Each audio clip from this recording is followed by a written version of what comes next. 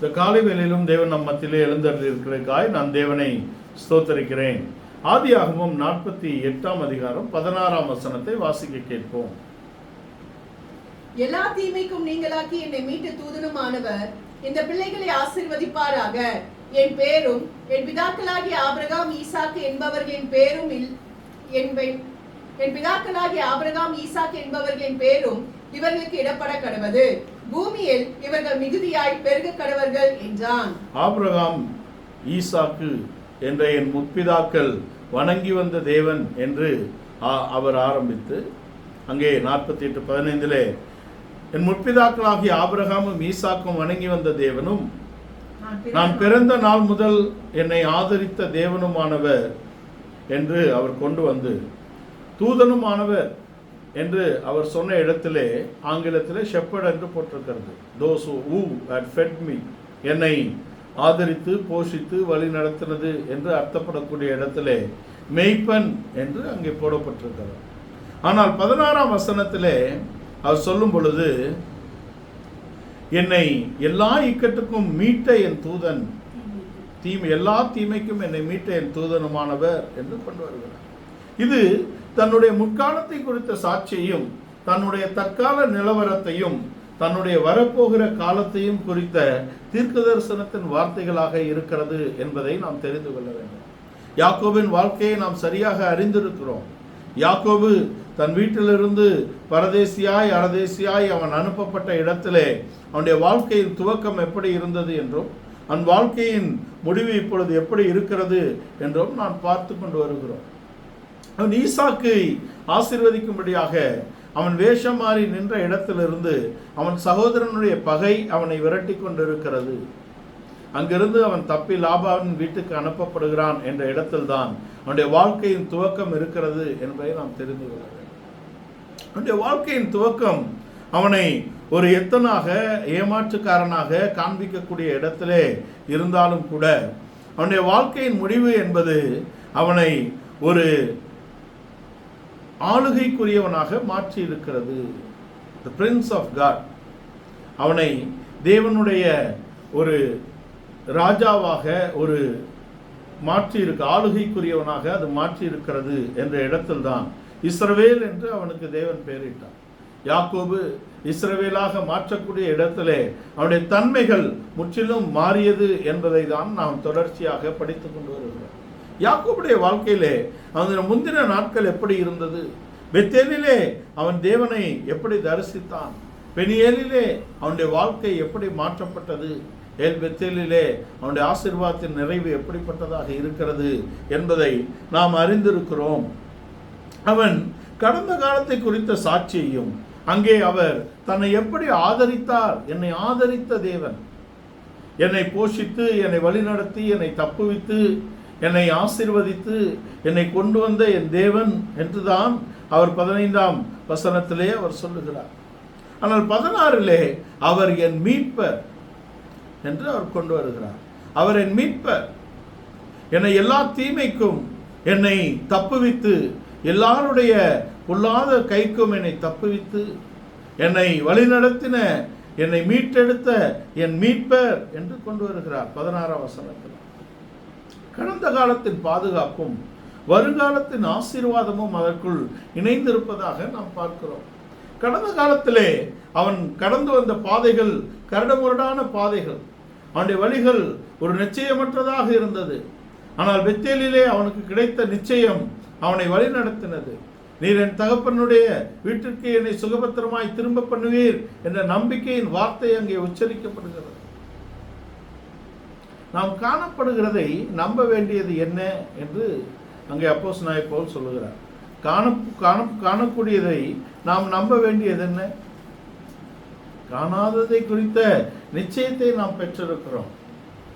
என்னை நீங்கள் கண்டும் விசுவாசிக்கிறதுக்கு அங்கே ஐயப்படுகிறீர்கள். இயேசு சொல்லுகிறார், என்னை காணாமல் விசுவாசிக்கக்கூடிய ஒரு ஆசீர்வதிக்கப்பட்ட சந்ததி வருகிறது என்று புதிய ஏற்பாட்டின் சபையை குறித்த தீர்க்க தரிசனத்தின் வார்த்தையை கிறிஸ்து தன்னுடைய ஊழியத்திலே வெளிப்படுத்தினார்.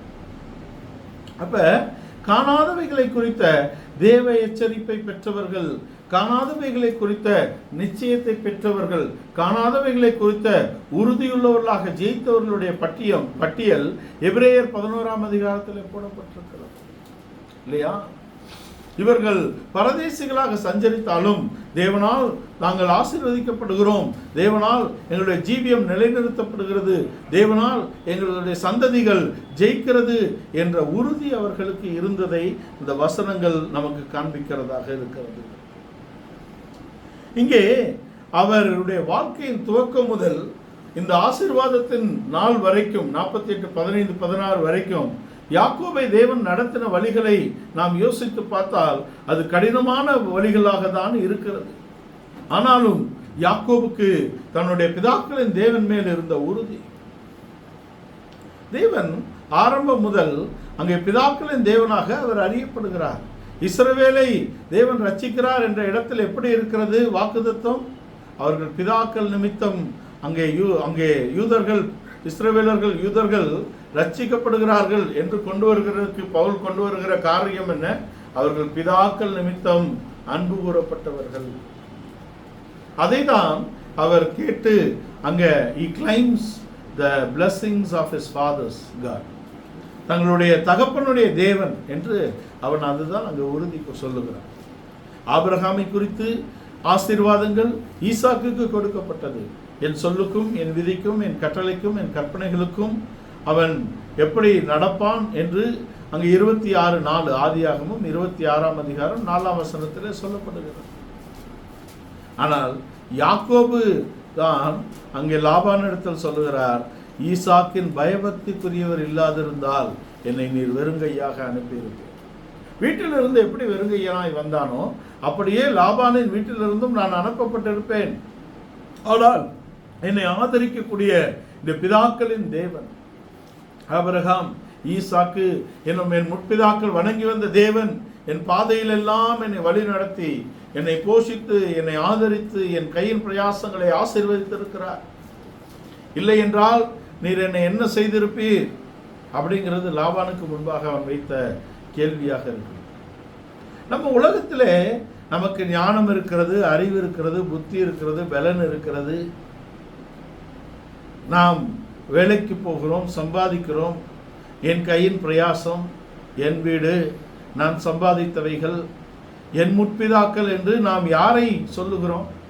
நம்முடைய எழுத்தின்படி பிதாக்களுடைய பெருமையை நாம் பேசிக் கொண்டிருக்கிறோமா?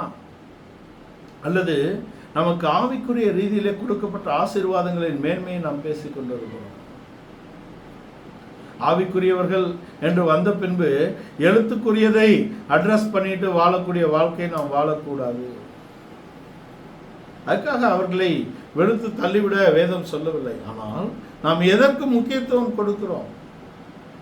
இங்கே யாக்கோபு தன்னுடைய முற்பிதாக்களின் தேவன் என்று சொல்லுகிற இடத்திலே முற்பிதாக்கள் பிதாக்களாக மாத்திரமல்ல, அவர்கள் அன்றைக்கு தங்களுடைய குடும்பங்களுக்கு பிதாக்கள் மாத்திரமல்ல ஆசாரியர்களாக இருந்தார்கள் என்பதை நாம் நினைவில் கொள்ள வேண்டும். ஆபிரகாம் தானே பலியிட்டாரு தன்னுடைய குடும்பத்துக்கு, அவர்தான் பலிகளை செலுத்தினார், அவர்தான் ஆராதனையின் ஒழுங்குமுறைகளை வைத்திருந்தார். ஈசாக்கு அதை தான் செய்தார். ஆபிரகாமின் இடத்திலிருந்து ஆபிரகாமின் தேவனை பற்றிய வெளிச்சத்தை ஈசாக்கு பெற்றுக்கொண்டார். அந்த ஆசீர்வாதத்தின் நிறைவு, பிதாக்களின் ஆசீர்வாதம் என்பது, தேவனுடைய ஆசீர்வாதம் என்பது பிதாக்கள் மூலமாக அவருடைய ஆவிக்குரிய சந்ததிகளுக்கு கைமாற்றப்படுகிறது என்பதை நாம் தெரிந்து கொள்ள வேண்டும். அதனால்தான் சொன்னேன், பிதாக்கள் கிருபையின் பாத்திரங்களாக இருக்கிறார்கள். தேவனுடைய கிருபை அந்த ஆவிக்குரிய ஆசாரியர்கள் மூலமாக, ஆவிக்குரிய தகப்பன்மார் மூலமாக அது சபைக்கு கையளிக்கப்படக்கூடிய ஒழுங்கை தேவன் வைத்திருக்கிறார் என்பதை நாம் தெரிந்து கொள்ள வேண்டும். ஆபிரகாம் ஈசாக்கை ஆசீர்வதித்தார். ஈசாக்கு ஏசாவை ஆசீர்வதிக்கக்கூடிய இடத்திலே யாக்கோபு அந்த ஆசீர்வாதத்தை பெற்றுக்கொள்ளக்கூடிய தெய்வீக திட்டம் அங்கே நிறைவேறியது. பார்ப்பதற்கு ஏதோ ஏமாற்றுகிறது போல் தெரிந்தாலும் கூட அங்கே அந்த நோக்கம் இருக்கிறது. தேவனே ஆசீர்வதிக்கிறேன்ட்டாரே, எதுக்கு ஈசாக்கு கிட்ட போய் தலையை கொடுக்கணுமா என்ன? யாக்கோபை தேவனே ஆசீர்வதிப்பார்னு சொல்லிட்டாரு, ஏன் வேஷம் கட்டணும்? ஏன் ஈசாக்கை போய் ஏமாற்ற வேண்டும்? ஈசாக்கு அந்த வீட்டுக்கு தகப்பன் மாத்திரமல்ல, அந்த வீட்டுக்கு ஆசாரியனாக இருக்கிறான். The pronouncement of the benediction, ஆசீர்வாதத்தின் அந்த சொற்கூறுதல், உரைத்தல், ஆசீர்வாதத்தை உரைத்தல் என்பதற்கும் கைகளை வைக்குதல் என்பதற்கும் ஆதி முதல் ஒரு வெயிட் தேவன் கொடுத்து வருகிறார். அதுக்கு ஒரு அங்கீகாரத்தை தேவன் கொடுத்து வருகிறார். அதனால தான் ஈசாக்கின் இடத்தில் வேஷம் மாறி இவன் அந்த ஆசீர்வாதத்தை பெறக்கூடியது இருந்தது. சரி, ஏமாற்றி விட்டானே, இப்பொழுது ஏசா வந்து கேட்கிறான். இப்பொழுதும் அவன் ஏமாற்றி விட்டானா? இந்த ஒரு ஆசீர்வாதம் தான் இருக்கிறதா? வேறு ஆசீர்வாதம் இல்லையா? என் தகப்பனே என்னை ஆசீர்வதியும் அப்படின்னு கேட்டா, ஐயோ அவன் ஏமாற்றிட்டானா, சின்னவன் வந்து வாங்கிட்டானா, அவன் இனி விளங்க மாட்டான் என்னை ஏமாத்தினவன் அப்படின்னு சொல்லலையே. நான் அவனை ஆசீர்வதித்தேன், அவன் ஆசீர்வாதமாகவே இருப்பான். இதைதான் கடந்த வாரத்திலும் பார்த்தோம்.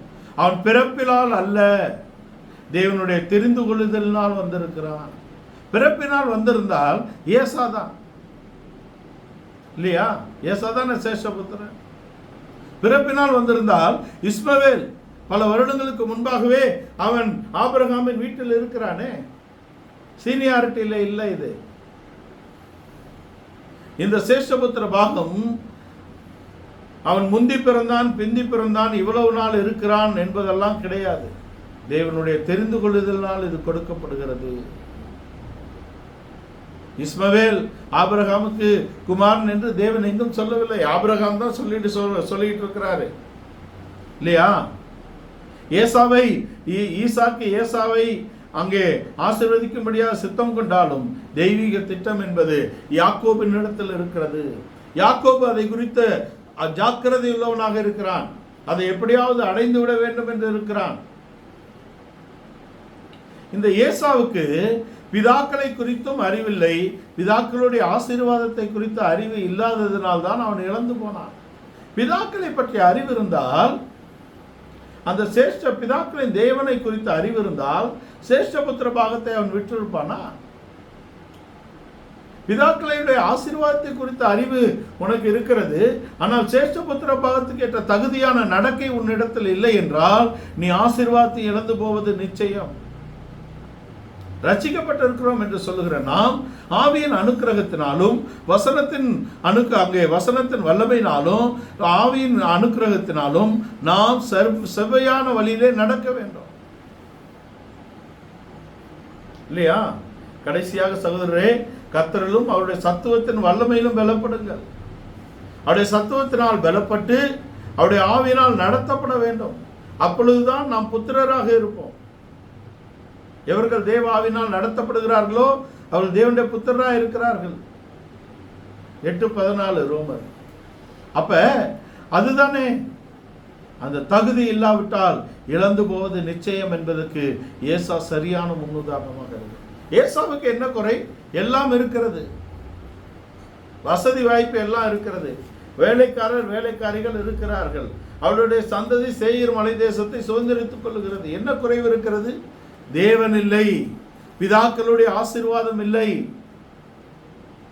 எழுத்தின்படியான ஆசீர்வாதம் இருக்கிறது, ஆவிக்குரிய தொடர்ச்சி இல்லை. ஆனா அவரும் சொல்லிக்கலாம், ஆபிரகாம் ஈசாக்கெல்லாம் என் முற்பிதாக்கள்னு சொல்லிக்கலாம். ஆனால் ஆவிக்குரிய ஆசீர்வாதம் இல்லை. ஆவிக்குரிய ஆசீர்வாதம் இல்லையே. தகப்பன் சொன்ன வார்த்தையை குறித்த எச்சரிக்கையான எண்ணம் அவனுக்கு இல்லை. உன் சகோதரன் இப்ப ஆசீர்வாதத்தை பெற்றுக்கொண்டான், நீ பட்டயத்தினால் அவனை சேவிப்பாய், உன் கழுத்தில் இருக்கக்கூடிய நுகத்தை உடைக்கக்கூடிய காலம் வரும். அப்போ உடைச்சுக்கோன்னா அவனை பார்த்த அன்னைக்கு நீ அதை கேட்டு வாங்கி இருக்கலாமே.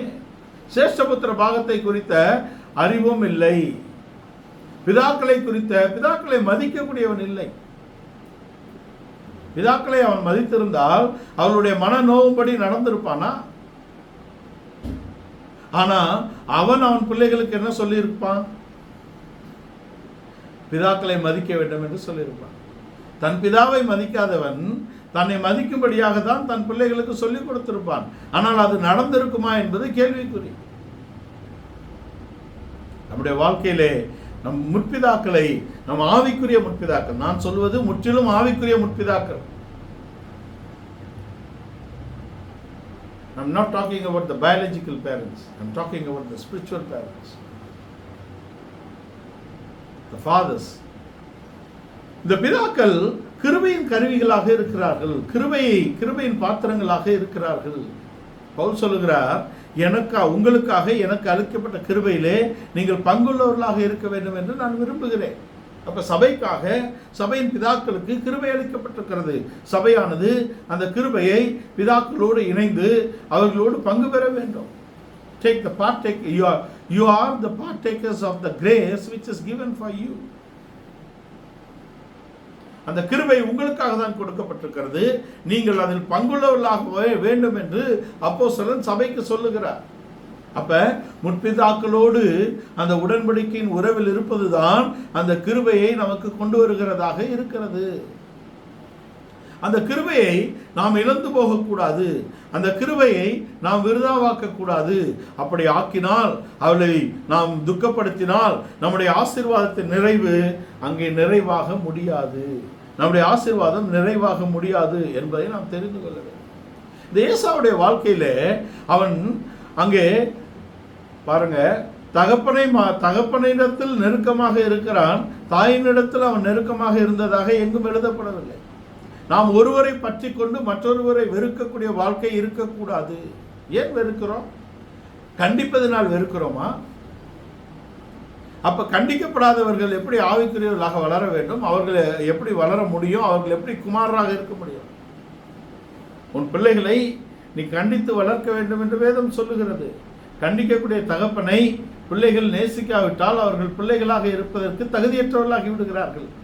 அதற்கு பின்பு நீங்கள் போய் என்னை மதியுங்கள் என்று நீங்கள் பிதாக்கள் ஆகும்போது சொன்னால் உங்களை மதிப்பதற்கு ஒருவனும் இருக்க மாட்டான். இதுக்கு உதாரணமாக சவுல் தேவனுடைய சொல் ஒன்றுக்கும் கீழ்ப்படியவில்லை. தேவன் தன்னுடைய இருதயத்தை, தன்னுடைய மனதை வெளிப்படுத்தி காண்பிக்கிறார். காத்திருக்க சொன்னா காத்திருக்கல, அமலேக்கை வெட்டுனா வெட்டல. இப்ப சவுல் தன் வேலைக்காரனை பார்த்து சொல்லுகிறான், பட்டயத்தை பிடித்திருக்கக்கூடிய தன் ஆயுததாரியை நோக்கி சொல்லுகிறான், இந்த விருத்த சேதனம் இல்லாத ஒரு கையில் நான் மடிந்து போகாதபடிக்கு நீ என்னை வெட்டு. எப்படிங்க வெட்டுவான்? நீ சாமுவேலுக்கு செவி சாய்க்கல, நீ தேவனுடைய விருப்பத்தை நீ நிறைவேற்றல, உன் ஆயுததாரி உன் வேலைக்காரன் எப்படி நீ சொன்னதை செய்வான்? நான் ஒன்று சொல்லுகிறேன், குறித்து வைத்துக் கொள்ளுங்கள். தன் ஆவிக்குரிய பிதாக்களை அவலட்சணமாய் நடத்தி உதாசீனப்படுத்தி அவர்கள் கீழ்ப்படியாமல் அவர்களுக்கு வேதனை உண்டாக்கினோம் என்றால் நம்முடைய வாழ்க்கையில் அது திரும்பும் நாட்கள் தூரமாக இல்லை. ஏனென்றால் நம்முடைய தேவன் நீதி செய்யக்கூடிய தேவன், நம்முடைய தேவன் நீதியை சரி கட்டக்கூடிய தேவன். மனிதன் எதை விதைக்கிறானோ அதை அறுப்பான். வேதம் கரெக்டாக தான் இருக்கு.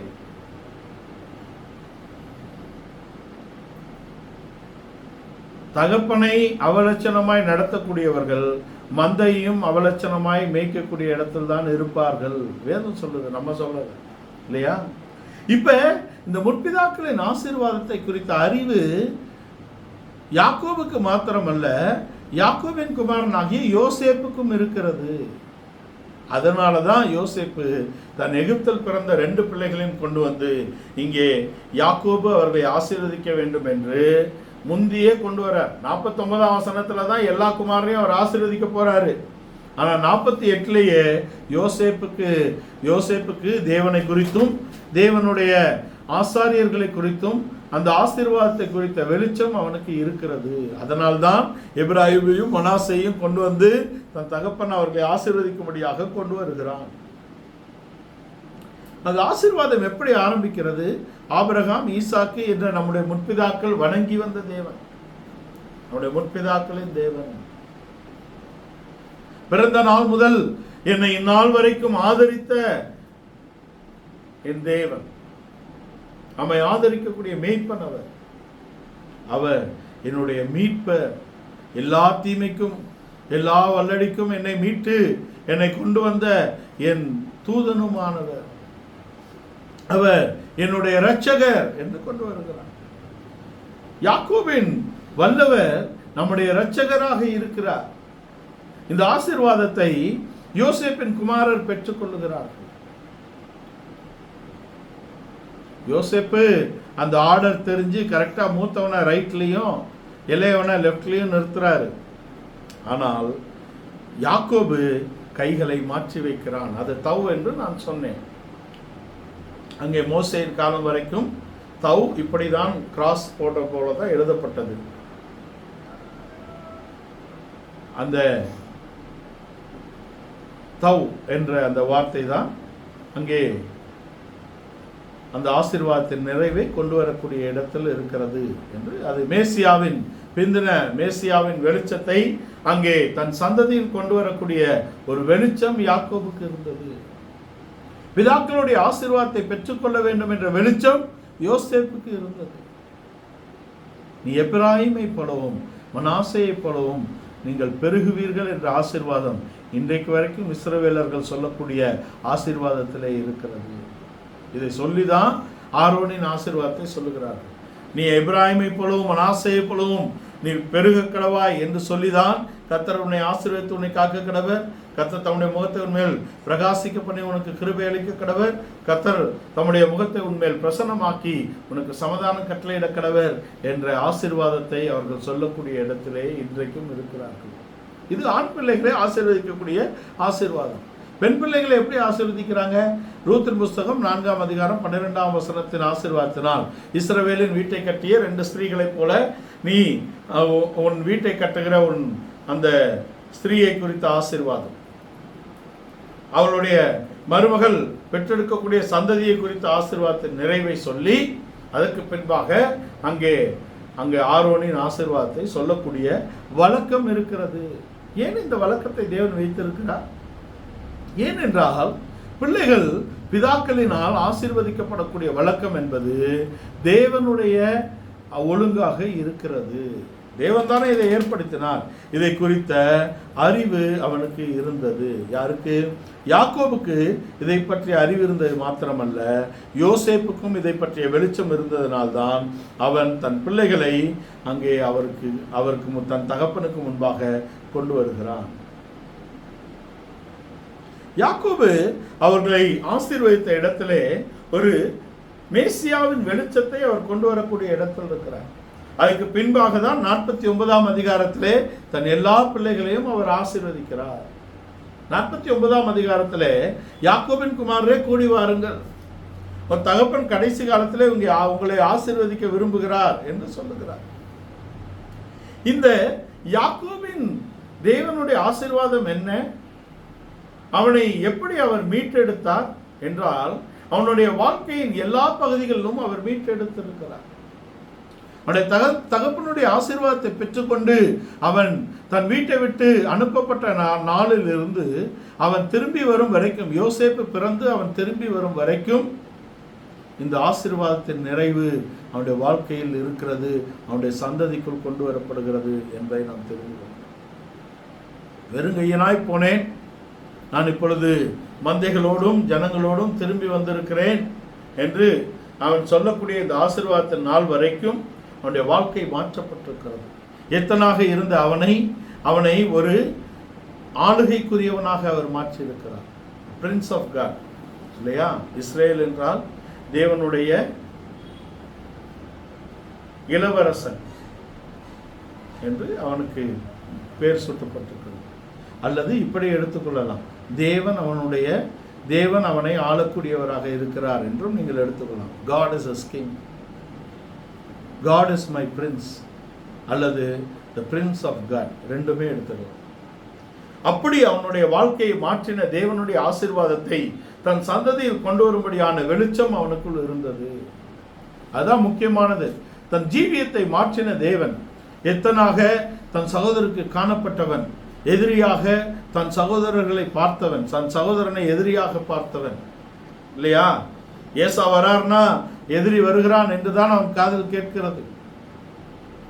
தன் குடும்பத்தை எல்லாம் அவன் தனிப்படுத்தி அவன் தேவனோடு போராடி எத்தனாக இருந்தவன் தன்னை ஆளுகைக்குரியவனாக மாற்றிக்கொண்டான்.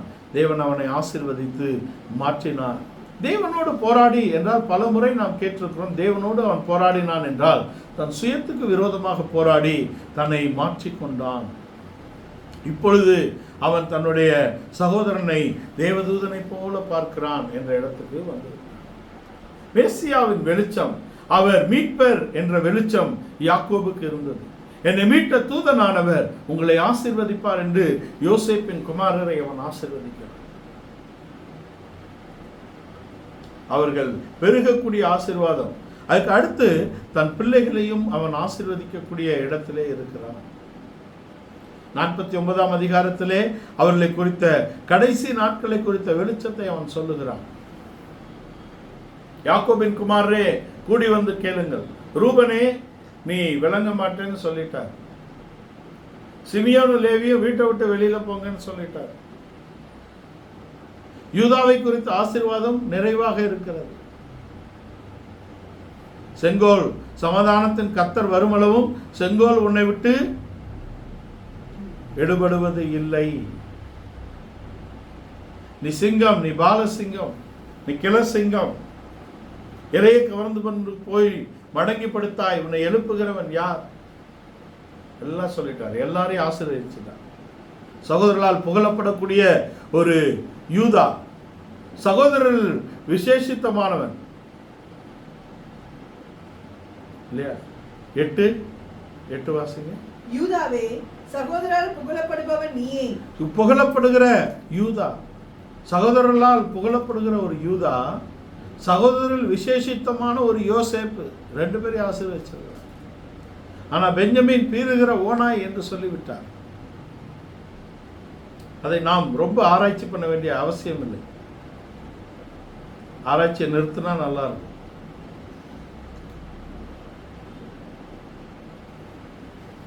அப்ப அந்த எல்லா வெளிச்சங்களையும் தன் பிள்ளைகள் மேல் கொண்டு வருகிறான். அவன் தானை சர்ப்பம் என்று சொன்னதோ, அங்கே பெஞ்சமினை பீறுகிற ஓனாய் என்று சொன்னதோ, இல்லை லேவியை குறித்து நீ வீட்டை விட்டு வெளியே போ என்று சொன்னதோ, இது எல்லாம் ஆசீர்வாதம் தான் என்று எழுதப்பட்டிருக்கிறது. இதையெல்லாம் ஆசீர்வாதம் என்று எடுத்துக்கொள்ளக்கூடிய இடத்திலே அவனுடைய மனது இருக்கிறதா? ஆதியாகமம் 49ஆம் அதிகாரம் 28ஆம் வசனத்தை வாசிக்க கேட்போம்.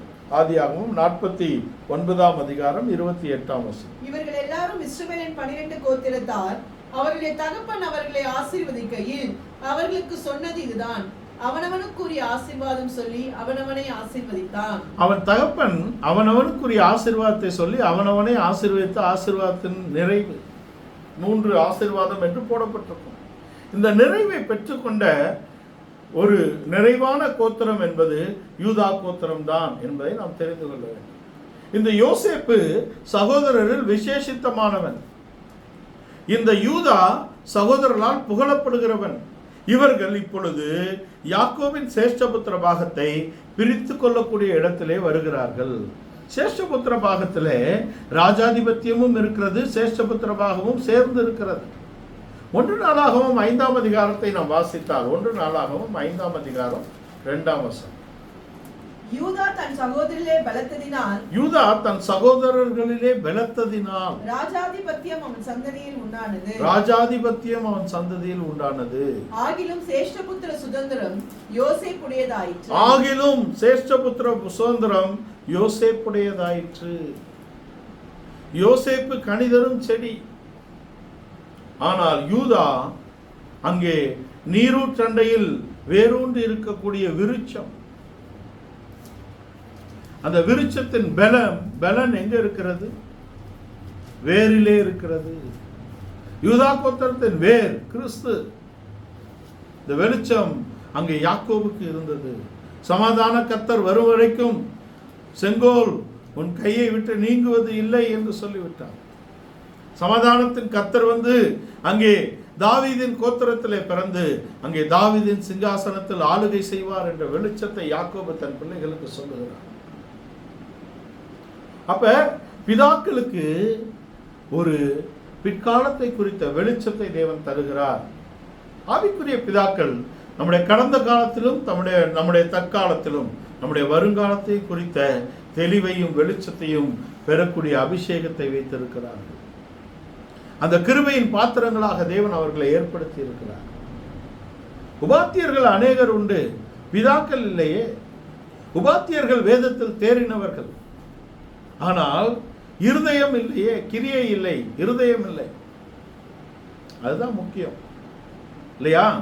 அந்த பேசக்கூடிய சத்தியத்தை கை கொண்டு பேசக்கூடிய இடத்திலும் அதை கிரியையிலே கொண்டு வரக்கூடிய இடத்திலும் அவர்களை மார்பிலும் தோளிலும் சுமக்கக்கூடிய இடத்திலும் இருக்க வேண்டும். ஆசாரியத்துவத்திலே, ஆரோனின் ஆசாரியத்துவத்திலே மார்பிலே நியாயவீதி மார்பதக்கத்திலும் தோளிலே 2 கோமேதக கற்களிலும் சுமந்தார்கள். ஆனால் அதை டியூட்டியா செஞ்சுட்டு போயிட்டாங்க. அதனாலதான் அவர் சொல்றாரு, உபாத்தியர்கள் அநேகர் உண்டு, பிதாக்கள் இல்லையே. புதிய ஏற்பாட்டின் ஊழியம் அதன் ஆவிக்குரிய அர்த்தத்திலே நிலை பெற்றிருக்கிறது. சபையை இருதயத்திலும் மனதிலும் சுமக்க வேண்டும். எங்களுக்கோ கிறிஸ்துவின் சிந்தை கையளிக்கப்பட்டிருக்கிறது, எங்களையோ கிறிஸ்துவின் அன்பு நெருக்கி ஏவுகிறது என்று அப்போஸ்தலனாகிய பவுல் சொல்லுகிறார். மோசே ஒரு கிருபையின் பாத்திரம். மோசே இஸ்ரவேலர்கள் எகிப்திலே நிராகரித்திருந்தால் கிருபையை அவர்கள் இழந்திருப்பார்கள், எகிப்திலிருந்து விடுதலையாக்கப்பட்டிருக்க முடியாது. இல்லையா? ஏசாவை ஆசீர்வதிச்சா அப்ப ஆசீர்வதிச்சுட்டு போட்டோம், என்னதான் கடவுள் ஆசீர்வதிக்கிறாருன்னு சொல்லிட்டாரு அப்படின்னு யாக்கோபு போயிருந்தா முடியாது. அந்த கிருபையை அவன் இழந்திருப்பான். அது வேற மாதிரி பிரச்சனையா முடிஞ்சிருக்கும். அதை குறித்த கருத்து ரெபெக்காளுக்கும் அங்கே கொடுக்கப்பட்டிருக்கிறது என்பதை நாம் தெரிந்து கொள்ளும். மோசே கிருபையின் பாத்திரம்.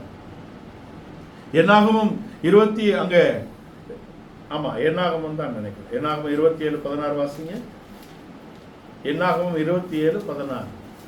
மோசே தான் மரிப்பதற்கு முன்பாக, தன்னுடைய காலம் முடிவதற்கு முன்பாக அங்கே ஒரு வேண்டுதலை ஏறெடுக்கிறார். வாசிங்க.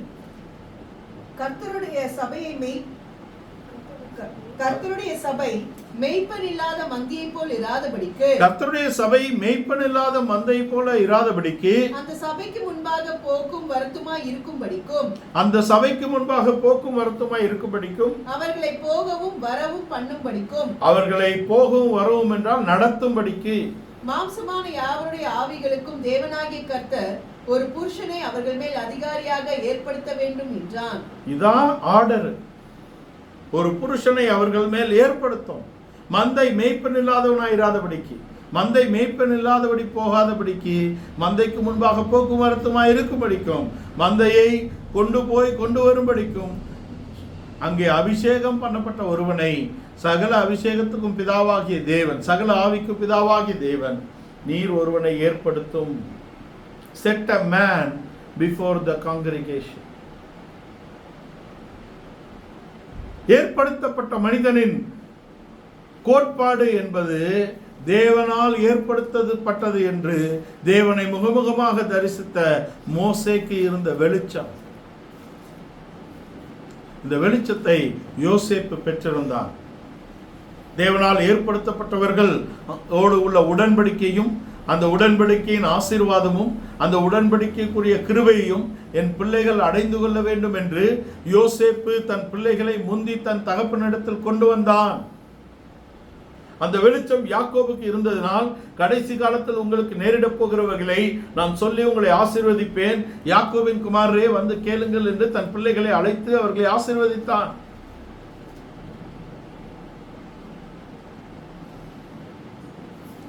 ஆனால் இன்றைக்கு சபையிலே இந்த ஒழுங்குகள் இல்லாமல் சபை ஒரு நிர்வாகமாக இயங்கிக் கொண்டிருக்கிறது. இல்லையா? பாஸ்டர் பிலீவர் அப்படின்னு ஒரு நிர்வாகமாக இது இயங்கிக் கொண்டிருக்கிறது. இதில் உடன்படிக்கையின் உறவு இல்லை. இந்த உடன்படிக்கையும் அதன் உறவும் காக்கப்படாவிட்டால் உடன்படிக்கையின் மத்தியஸ்தர் எப்படி இங்கே ஆளுகை செய்ய முடியும்? பிதாக்களை புறம்பாக்கக்கூடிய குமாரர் வந்து விட்டார்கள். ஏனென்றால் பலவிதமான கள்ள பிதாக்கள் தோன்றி சபையின் உடன்படிக்கைகளை கெடுத்து இந்த நம்பிக்கையை உடைத்து விட்டார்கள். ஆனாலும் தேவனுடைய ஞானமும், தேவனுடைய அறிவும், தெய்வீக அபிஷேகமும், தெய்வீக முன்னெடுப்பும் இருக்கக்கூடிய குமாரர் தங்கள் பிதாக்களையும் தங்கள் குடும்பத்தையும் அடையாளம் காணக்கூடிய நாட்கள் இப்பொழுதும் இருக்கிறது. நம்முடைய ஆவிக்குரிய பிதாக்களை நாம் அடையாளம் காண வேண்டும். நம்முடைய ஆவிக்குரிய ஐக்கியத்தின் உடன்படிக்கையை நாம் காத்துக்கொள்ள வேண்டும். அந்த ஒருமனப்பாட்டிலே நாம் நிலைத்திருக்க வேண்டும். ஆவியின் ஒருமைப்பாட்டை காத்துக்கொள்ள ஜாக்கிரதையாக இருங்கள். அது கிறிஸ்துவின் சரீரம் என்று பவுல் அப்போஸ்தலன் எல்லா இடத்திலும் சொல்லி இருக்கிறார். நாம் தனித்தனியே கிறிஸ்துவின் அவயவங்களாகவும் ஒருங்கிணைந்த கிறிஸ்துவின் சரீரமாகவும் இருக்கிறோம்.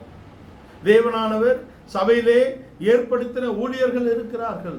தேவனால் அபிஷேகம் பண்ணப்பட்ட உண்மையான தேவனுடைய ஊழியர்கள் இருக்கிறார்கள். அவர்களை உண்மையாக அடையாளம் கண்டு கொள்ளக்கூடியது நம்முடைய வேலையாக இருக்கிறது. யோசேப்பு அதை குறித்த வெளிச்சத்தை பெற்றவனாக தன் குமாரரை கொண்டு வருகிறான். யாக்கோபு தன் முந்தின காலத்தையும் தன் தற்காலத்தையும் அவர்களுக்கு வரப்போகிற காலத்தையும் குறித்த வெளிச்சமுள்ள தகப்பனாக அந்த வீட்டிற்கு இருந்து ஆசாரியனாக தகப்பனாக அந்த வீட்டுக்கு அந்த கிருபையை கொண்டு வரக்கூடிய ஆசீர்வாதத்தின் நிறைவை அங்கே கொண்டு வருகிறான். அவன் விட்டுவிட்ட லேவியை கூட அவளுடைய ஆவிக்குரிய தகப்பனாகிய மோசே ஆசீர்வாதத்துக்குள்ளாக கொண்டு வருகிறார். உபாகமம் 33ஆம் அதிகாரம் 10, 11, 12 வசனங்களிலே அந்த நிறைவை கொண்டு வருகிறார். லேவியை குறித்து அங்கே வாக்குத்தத்தங்கள் சொல்லப்படுகிறது. அதனாலே தேவன் தாம் ஏற்படுத்தின தான் அபிஷேகம் பண்ணின பிதாக்களுக்கு தன்னுடைய ஆவிக்குரிய பிள்ளைகளை குறித்த வெளிச்சத்தையும் கிருபையையும் நிறைவையும் உபதேசத்தையும் அவர் தந்திருக்கிறார். இந்த தேவனால் ஏற்படுத்தப்பட்ட மந்தைக்கு மூப்பர்கள், அங்கே மேய்ப்பர்கள், அங்கே முற்பிதாக்கள் ஆசீர்வாதத்தை பெறக்கூடிய இடத்திலே அவர்களுக்கு ஆசீர்வாதத்தின் நிறைவும் அபிஷேகத்தின் நிறைவும் கிருபையின் நிறைவும் இருக்கிறது. இதை நாம் எப்படி பெற்றுக்கொள்ள முடியும்? கிறிஸ்துவின் சபையானது பரிபூர்ணமான வளர்ச்சியை அடைவதற்காக அவர் உத்தியோகஸ்தரை ஏற்படுத்தி இருக்கிறார். எபேசியர் 4:11 அந்த உத்தியோகஸ்தர்களை தேவன் ஏற்படுத்தி இருக்கிறார். தேவனானவர் சபையிலே உத்தியோகஸ்தரை ஏற்படுத்தி இருக்கிறார். தேவனானவர் சபையிலே ஊழியங்களை ஏற்படுத்தி இருக்கிறார். 1 கொரிந்தியர் 12:28. இது எதற்காக ஏற்படுத்தி இருக்கிறார்? கிறிஸ்துவின் சரீரமாகிய சபை அதன் நிறைவை பெற்றுக்கொள்ள வேண்டும். அந்த நிறைவுக்காக அவர்களுக்கு அபிஷேகமும் கிருபையும் கொடுக்கப்பட்டிருக்கிறது. இந்த ஏற்படுத்தப்பட்ட தேவனால் ஏற்படுத்தப்பட்ட ஊழியர்கள் சபைக்கு பிதாக்களாக இருந்து சபைக்கு அபிஷேகத்தையும் கிருபையும் உபதேசத்தையும் கொண்டு வரக்கூடிய இடத்திலே அவர்கள் வைக்கப்பட்டிருக்கிறார்கள். இந்த அபிஷேகத்துக்கும் இந்த உபதேசத்துக்கும் இந்த கிருபைக்கும் நாம் பங்குள்ளவர்களாகும்படி தேவனாலே ஏற்படுத்தப்பட்ட ஊழியர்களோடு உள்ள ஐக்கியத்தினால் நாம் அதை பெற்றுக்கொள்ளுகிறோம். இதுதான் யோசேப்புக்கு இருந்த வெளிச்சம். இதுதான் யாக்கோபு தன் பிள்ளைகளை ஆசீர்வதித்ததன் வெளிச்சம். இதுதான் இஸ்ரவேலுக்கு இன்றைக்கும் இருக்கக்கூடிய நம்பிக்கை. இதைதான் அப்போஸ்தலனாகிய பவுல் அவர்கள் பிதாக்கள் நிமித்தம் அன்பு கூறப்பட்டவர்கள் என்று சொல்லுகிறார். இந்த காலை வேளையிலே இந்த ஆசீர்வாதத்தின் நிறைவை நாம் பெற்றுக்கொள்கிறோம். தேவன் நம்முடைய வாழ்க்கையிலே அவர் கிருபையும் உபதேசத்தையும் அளித்திருக்கிறார். அபிஷேகத்தினால் நம்மை நிறைத்திருக்கிறார். நம்முடைய சுபாவங்கள் நம்முடைய வாழ்க்கை மாற்றும்படியான உடன்படிக்கையை அந்த தேவன் கொடுத்திருக்கிறார். இந்த உடன்படிக்கைக்குரிய ஊழியர்களை தேவன் ஏற்படுத்தி இருக்கிறார். அவர்கள் சபைக்கு பிதாக்களாக இருக்கிறார்கள். அவர்களோடு உள்ள ஐக்கியத்தினாலே நாம் அபிஷேகத்தையும் உபதேசத்தையும் கிருபையும் பெற்றுக் கொள்ளுகிறோம். யோசேப்புக்கு இருந்த வெளிச்சம், அங்கே யாக்கோபுக்கு இருந்த வெளிச்சம் இஸ்ரவேலுக்குள்ள நம்பிக்கையாக இன்றைக்கும் இருக்கிறது. இந்த காலை வேளையிலே தேவனால் ஏற்படுத்தப்பட்ட ஊழியர்களோடும் தேவன் நம்மை வைத்திருக்கக்கூடிய சபையோடும் நாம் நிலைத்திருந்து இந்த உபதேசத்தையும் இந்த அபிஷேகத்தையும் இந்த நிறைவையும் பெற்றுக்கொள்ள வேண்டும். பவுல் சொல்லுகிறார், நாங்கள் சொல்லாத இயேசுவை, நாங்கள் அறிவிக்காத இயேசுவை, நாங்கள் சொல்லாத சுவிசேஷத்தை, நீங்கள் பெறாத ஆவியை வேறொருவன் கொண்டு வந்தால் நீங்கள் நன்றாய் சகித்திருப்பீர்களே என்றால் என்ன? நீங்கள் சகிக்க முடியாதே. நாங்கள் வேறொரு கிறிஸ்துவை உபதேசிக்கிறோம். நாங்கள் வேறு மகிமையின் சுவிசேஷத்தை உபதேசிக்கிறோம்.